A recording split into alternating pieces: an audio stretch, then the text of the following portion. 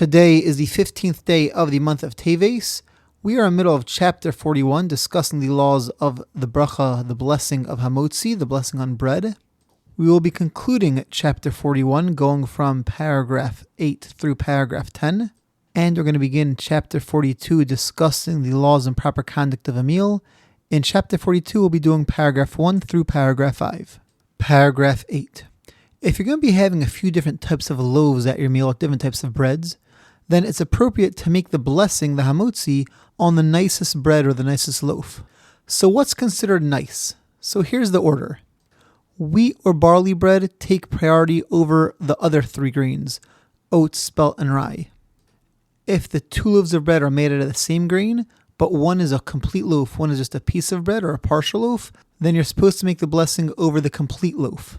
If they're both either complete loaves or both partial loaves or slices of bread, then you make the blessing on the loaf of bread or the piece of bread which is made out of a finer grain, a finer quality grain.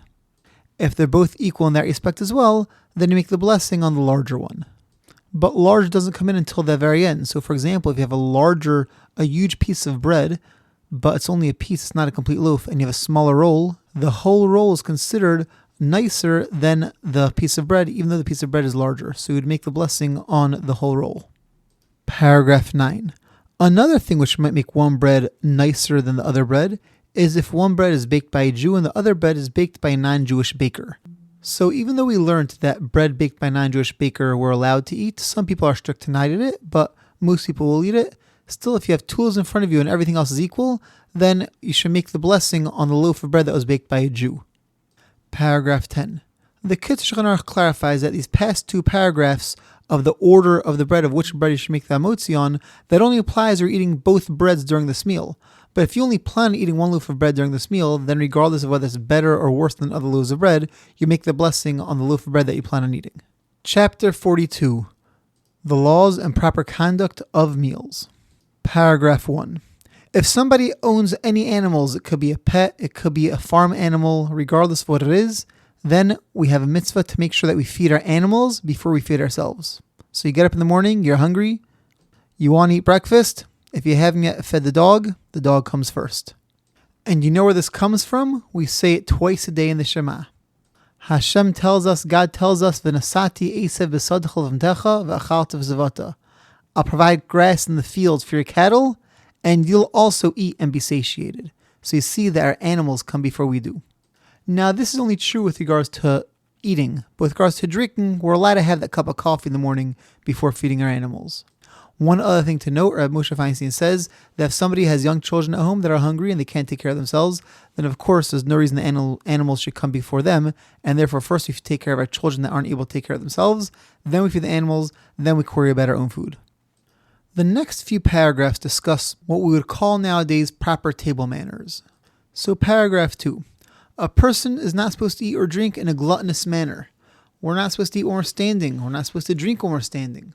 Our tables should always be cleaned and covered nicely with a proper tablecloth. We're not supposed to bite into a piece of food which is larger than an egg. If we're breaking off something to eat it, we're supposed to make sure we're not doing it in a way that's like forcefully tearing it apart as if we're so hungry we can't wait to get into this piece of food. When drinking wine, we have to make sure, on the one hand, not to just chug down the whole cup of wine in one shot. That's considered quite gluttonous. On the other hand, we should also not take it sip by sip as if we're fancy, highly sophisticated individuals that we can't drink a cup of wine in 2 or 3 drinks. A small cup, of course, someone could drink down in one gulp if that's all that's needed. Paragraph 3. If somebody bites into a piece of bread, then the piece that you bit off, if you're not swallowing it, you can't put it down on the table at all. That would be a pretty repulsive thing to do. And even the piece of bread that you bit from, you took from a sandwich, that also, you could put it back down on the table if like you're eating a sandwich, but you can't put that bread obviously back on the serving dish. If you drink from a cup and leave some over, then it's not appropriate to give that cup to your friend or somebody else at the table to drink from. Now in this generation, in 2025, we understand that there are germs, but this is even before germs. The Kitzur Shulchan Aruch was written over 100 years ago, and even in those days it was still obviously considered a repulsive thing to do for people to be sharing cups at the table. Paragraph 4. They should make sure to not be too gruff, not too harsh. You want to make sure that your guests, your family members that are at the meal are comfortable. They're comfortable to eat. They're comfortable to take food and give it to a poor person if needed.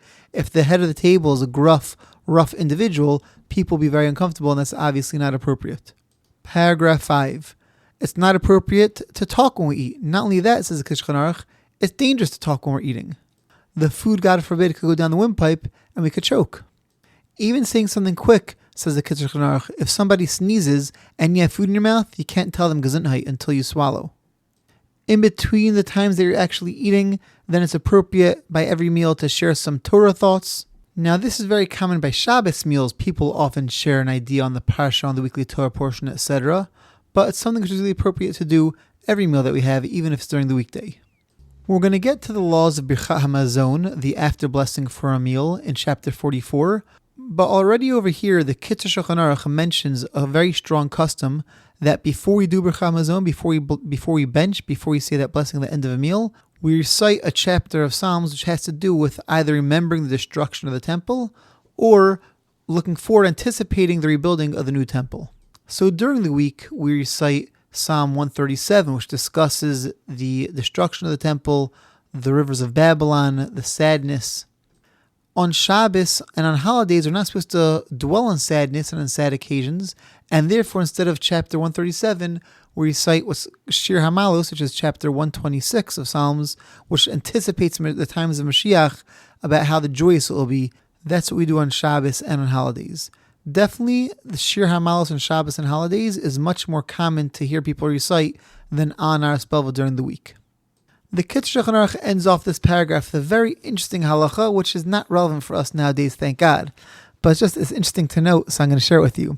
He says you have to make sure that if you're bringing any books to the table, you have to be really vigilant, really careful that the books don't make your food not kosher.